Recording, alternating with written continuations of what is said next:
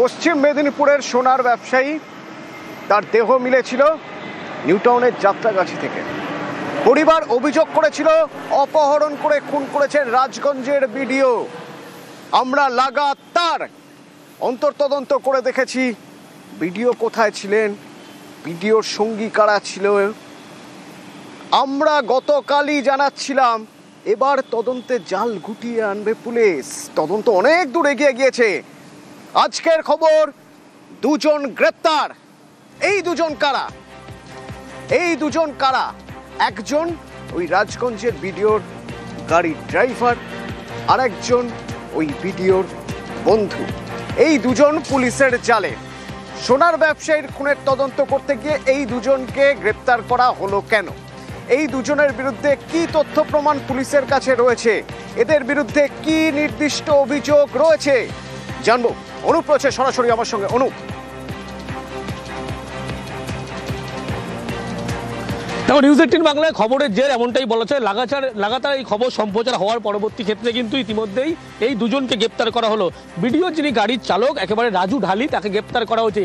যেদিন ঘটনা ঘটে সেদিনকে ভিডিওর সঙ্গে কিন্তু তিনি উপস্থিত ছিলেন, এবং যে গাড়ি চালিয়ে সিসি ক্যামেরা ফুটে দেখা যাচ্ছে তিনি দেহ নিয়ে যখন যাচ্ছিল, কিন্তু একেবারে রাজু ঢালি তিনিই গাড়ি চালাচ্ছিলেন। অন্যদিকে ভিডিও যিনি বন্ধু, পেশায় কন্ট্রাক্টর, জলপাইগুড়ি জেলারই একেবারে পেশায় কন্ট্রাক্টর তুফান থাপা, এই দুজনকেই কিন্তু ইতিমধ্যেই গ্রেপ্তার করা হয়েছে। এবং জেলা পুলিশ থেকে সঙ্গে যোগাযোগ করা হয়েছিল, এবং বিধাননগর পুলিশের গোয়েন্দা শাখার পুলিশ সেখানে পৌঁছয়। তারপরেই কিন্তু সেখান থেকে গতকাল রাতের বেলা গ্রেপ্তার করে বিধাননগর দক্ষিণ থানায় আনা হয়েছে। ইতিমধ্যেই দক্ষিণ থানায় এই দুজনকেই রাখা হয়েছে, কিন্তু এখনো পর্যন্ত পুলিশের জালে ভিডিও নয়। ক্যামেরার ফুটেজ দেখে এই দুজনকে চিহ্নিত করা হয়েছে, তারপর গ্রেপ্তার করা হয়েছে।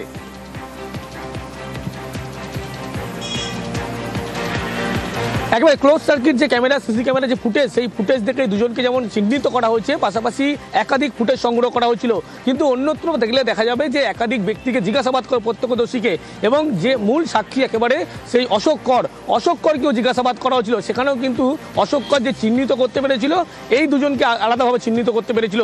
তারপরেই কিন্তু পুলিশের পক্ষ থেকে ইতিমধ্যেই জলপাইগুড়ি জেলা থেকে গ্রেপ্তার করা হয়েছে, এবং সেখান থেকে গ্রেপ্তার করার পরবর্তী ক্ষেত্রে বিধাননগর গোয়েন্দা শাখার পুলিশ তারা বিধাননগর দক্ষিণ থানায় নিয়ে আসা হয়েছে। এবং সেখানে আজকে সকাল থেকে পুলিশের উচ্চপদস্থ আধিকারিক তাদেরকে জিজ্ঞাসাবাদ করে, গোটা ঘটনা সম্পর্কে জিজ্ঞাসাবাদ করা হয়। 14 দিনের পুলিশি হেফাজতের কিন্তু পুলিশের পক্ষ থেকে আবেদন জানানো হচ্ছে। এই যে স্বর্ণ ব্যবসায়ী খুনের ঘটনা, সেই ভিডিওর বিরুদ্ধে খুনের অভিযোগ করেছে পরিবার। এবার জলপাইগুড়ির রাজগঞ্জের বিডিওর এক বন্ধু আর তার গাড়ির ড্রাইভার, তাদের জলপাইগুড়ি থেকে পুলিশ তুলে নিয়ে এসেছে। তাদের দুজনের নাম, ড্রাইভারের নাম রাজু ঢালি আর ভিডিওর বন্ধু তুফান থাপা। পুলিশের কাছে যে সিসি ক্যাম ফুটেজ রয়েছে, সেই ফুটেজে এই দুজনকে দেখা গিয়েছে। প্রত্যক্ষদর্শীরা এই দুজনকে চিহ্নিত করেছেন। তারপর তাদের জলপাইগুড়ি থেকে তুলে নিয়ে আসা হয়েছে। এবার তাদের জিজ্ঞাসাবাদ করে আরও তথ্য মিলবে। কিন্তু কিন্তু কিন্তু এখান থেকেই প্রশ্ন, এতদিন ধরে এই নিহতর পরিবার তারা একটাই কথা বলে এসেছে, পুলিশ কেন সক্রিয় হচ্ছে না, পুলিশ কেন সক্রিয় হচ্ছে না। প্রভাবশালী বলে ভেবে দেখুন, প্রথম গ্রেপ্তার ঘটনার 12 দিন পর।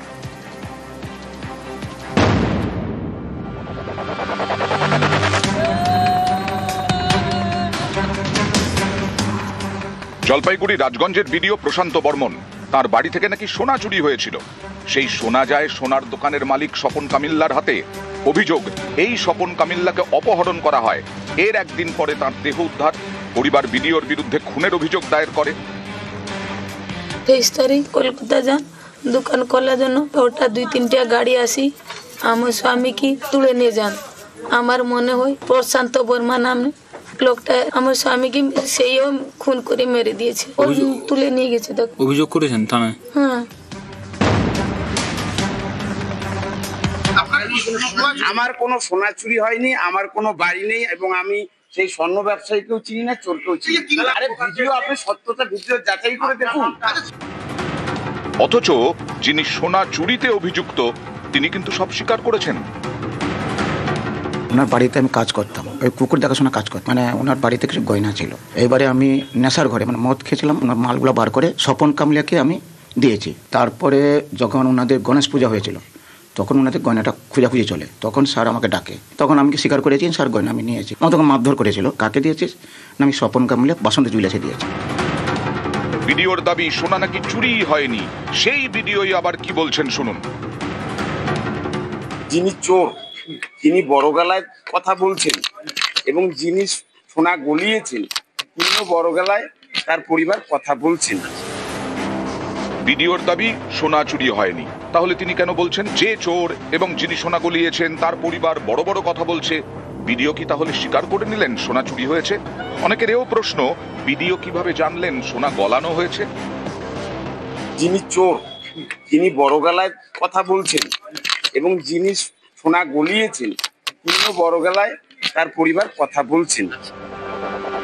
সল্টলেকের দত্তাবাদের সোনা ব্যবসায়ী স্বপন কামিল্লা। অভিযোগ, গত 28 অক্টোবর তাকে তুলে আনা হয়, নিয়ে যাওয়া হয় নিউ টাউনের বহুতলে। 30 অক্টোবর যাত্রাগাছি থেকে স্বপনের ক্ষতবিক্ষত দেহ মেলে। রাজগঞ্জের ভিডিওর বিরুদ্ধে 1 নভেম্বর পুলিশে অভিযোগ জানায় নিহত স্বপনের পরিবার। তার ভিত্তিতে এফআইআর হয়। অভিযোগ, এরপর যার বিরুদ্ধে ভিডিওর বাড়ি থেকে সোনা চুরির অভিযোগ, সেই অশোক করকে জিজ্ঞাসাবাদ করে পুলিশ। অনেকেই বলছেন, যার বিরুদ্ধে চুরির অভিযোগ তাকে তো পুলিশ জিজ্ঞাসাবাদ করবেই, কিন্তু যার বিরুদ্ধে খুনের অভিযোগ তার বিরুদ্ধে কেন পুলিশ কোনো পদক্ষেপ করছে না? প্রশ্ন তুলছে নিহত ব্যবসায়ীর পরিবার। পুলিশ এখন অ্যারেস্ট করেন কেন? ও কি অত প্রভাবশালী? আমরা গরিব মানুষ, ও বিচার নেই? পুলিশকে এখন অ্যারেস্ট করেন কেন? দাদাকে যে খুন করেছে ওকে অ্যারেস্ট চাই, নাহলে আমরা কোর্টে আবার ওর নামে কেস করব। রাজগঞ্জের ভিডিওর বিরুদ্ধে খুনের অভিযোগ, এফআইআর হয়েছে। ময়নাতদন্তের প্রাথমিক রিপোর্টে পিটিয়ে খুনের প্রমাণ মিলেছে। অনেকেরই প্রশ্ন, এত কিছুর পরেও ভিডিওর বিরুদ্ধে কেন পুলিশ পদক্ষেপ করছে না? খুনে অভিযুক্ত ভিডিওর এত কি প্রভাব যে পুলিশ এভাবে নীরব? তদন্তে নেমে পুলিশের নজরে নাকি ভিডিওর গাড়ি চালক, নিরাপত্তারক্ষী, মাসলম্যানরা। এতেই অনেকের প্রশ্ন, তাহলে কি ভিডিওকে বাঁচাতেই সক্রিয় পুলিশ? মাথাকে বাঁচাতেই কি চুনোপুটিদের টার্গেট করা হচ্ছে? পুলিশ এখন অ্যারেস্ট করেন কেন? ও কি অত প্রভাবশালী? আমরা গরিব মানুষ, ও বিচার নেই? পুলিশকে এখন অ্যারেস্ট করেন কেন? দাদাকে যে খুন করেছে ওকে অ্যারেস্ট চাই, নাহলে আমরা কোর্টে আবার ওর নামে কেস করব। ভিডিওর বিরুদ্ধে খুনের অভিযোগ, তারপরেও পুলিশ নীরব, আর অভিযুক্ত ভিডিওর গলায় হুঙ্কার। দাবাং থেকে মাটিতে শোয়ানো যায়, সেটাই একটা চক্রান্তকারীরা চক্রান্ত করে যাচ্ছে। চক্রান্তকারীদের চক্রান্ত থাকবে না, দাবাং দাবাংই থাকবে। রাজনৈতিক নাকি চক্রান্তকারীদের আমি খবর পেয়েছি, আমিও দেখে নেব। নিউজ 18 বাংলা।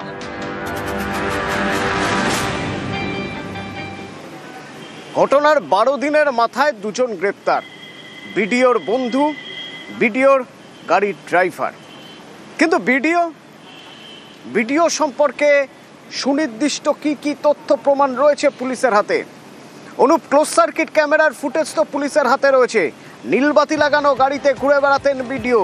তো সেই নীলবাতিওয়ালা গাড়ির যদি আমরা ট্র্যাক করি সিসি ক্যাম ফুটেজ অনুযায়ী, কোথা থেকে কোথায়, কোথা থেকে কখন কোথায়, কি জানা যাচ্ছে?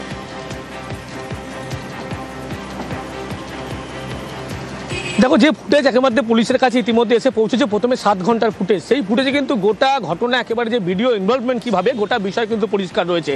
এবং ভিডিও যে রীতিমতো তাকে অপহরণ করার সময় থেকে শুরু করে তাকে তার বাড়িতে ফ্ল্যাটে নিয়ে যাওয়ার পুরো দাদাগিরি যে করছে, সেই ছবি পর্যন্ত সেই পুলিশের কাছে আছে। আর এখানেই যথেষ্ট ছিল। তাছাড়া যে ভিডিওকে জানানো হচ্ছিল যে ভিডিও কলকাতায় আসেননি, কিন্তু যে ফুটেজ গতকালকে আমরা যে খবর সম্প্রচার করছিলাম, সেখানে কিন্তু ভিডিও যে কলকাতায় এসেছিল, বিমানের টিকিট বা বিমানের প্যাসেঞ্জার লিস্টের নাম দেখলেই কিন্তু একেবারে স্পষ্ট করা যাচ্ছিল। অন্যদিকে পুলিশের পক্ষ থেকে সেই ফুটেজও সংগ্রহ করা হয়েছিল। তার পাশাপাশি দেহ যখন বের করে লোপাট করা হচ্ছিল, সেই মুহূর্তে সিসি ক্যামেরা ফুটেজ, সেখানে কিন্তু একেবারে যে গাড়িতে করে নিয়ে যাওয়া হচ্ছিল, সেই গাড়ি চালাচ্ছিল রাজু ঢালি, যিনি গ্রেপ্তার হয়েছেন, ভিডিওর গাড়ির চালক। এবং গোটা ঘটনায় যে ভিডিও ভূমিকা ছিল, সক্রিয় ভূমিকা ছিল, সেটা কিন্তু এই সমস্ত ফুটেজে পুলিশের কাছে একেবারে স্পষ্ট। সেই কারণে পুলিশের পক্ষ থেকে বলা চলে ইতিমধ্যে আমরা যদি বিষয়টাকে এভাবে ভাবি যে ভিডিও তো অস্বীকার করেছিলেন আমাদের সঙ্গে ফোনে কথা বলার সময় যে তিনি নাকি সে সময় কলকাতায় আসেন। তার মানে তিনি যে কলকাতায় এসেছেন, বিমানবন্দর থেকে বেরোচ্ছেন, সেই ফুটেজ পুলিশের কাছে আছে। তার নীলবাতিওয়ালা গাড়ি নিউ টাউনের ফ্ল্যাটে যাচ্ছে, সেই ছবি রয়েছে পুলিশের কাছে। সেখান থেকে চ্যাংদোলা করে বের করে নিয়ে গাড়ি চলে গেল যাত্রাগাছির দিকে, সেই ফুটেজও আছে পুলিশের কাছে। মানে যদি টাইম লাইন, যদি ক্রোনোলজি দেখি আমরা, সেই ক্রোনোলজিক্যাল ফুটেজ পুলিশ পুরোটাই পেয়ে গেছে।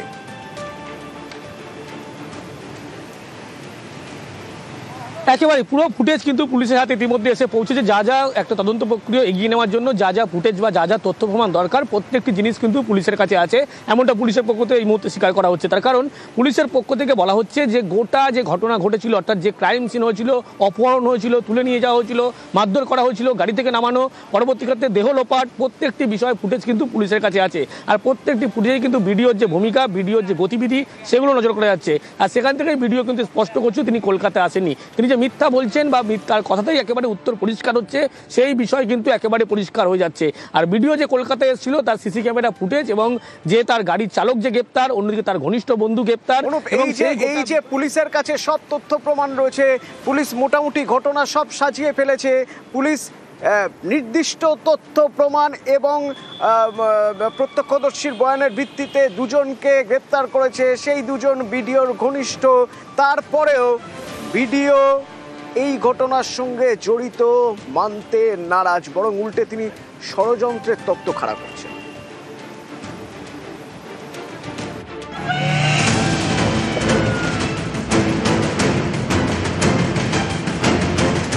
প্রশান্ত বর্মন, জলপাইগুড়ি রাজগঞ্জের ভিডিও, তার বিরুদ্ধে ভুরি ভুরি অভিযোগ।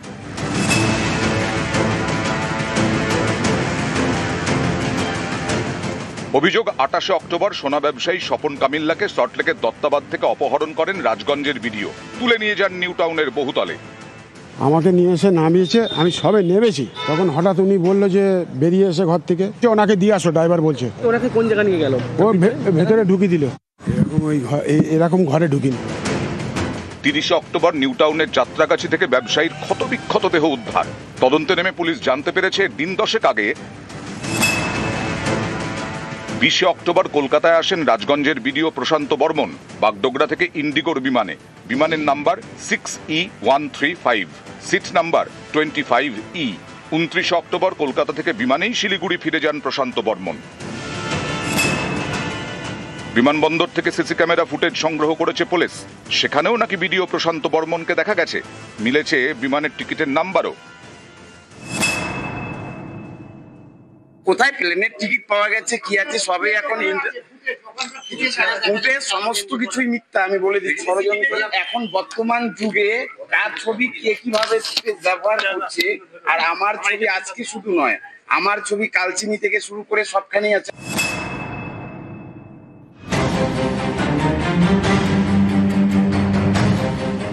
আটাশে অক্টোবর অপহরণ, 30 অক্টোবর সোনা ব্যবসায়ীর দেহ উদ্ধার হয়।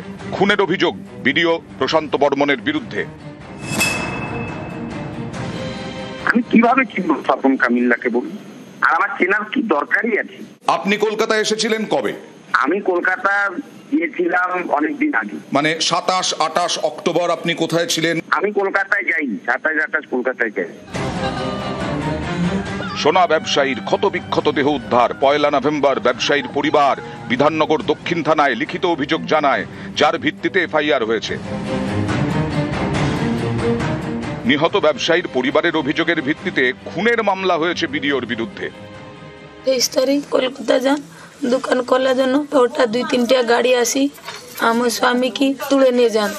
আমার মনে হয় প্রশান্ত বর্মা নামে লোকটা আমার স্বামীকে সেইও খুন করে মেরে দিয়েছে, ওই তুলে নিয়ে গেছে। অভিযোগ করেছেন থানায়? হ্যাঁ, একটা এফআইআর করেছেন মনে হচ্ছে প্রশান্ত বর্মন ভিডিও। এটার থেকেই বোঝা যাচ্ছে যে এখানে চক্রান্তকারী ষড়যন্ত্র আছে।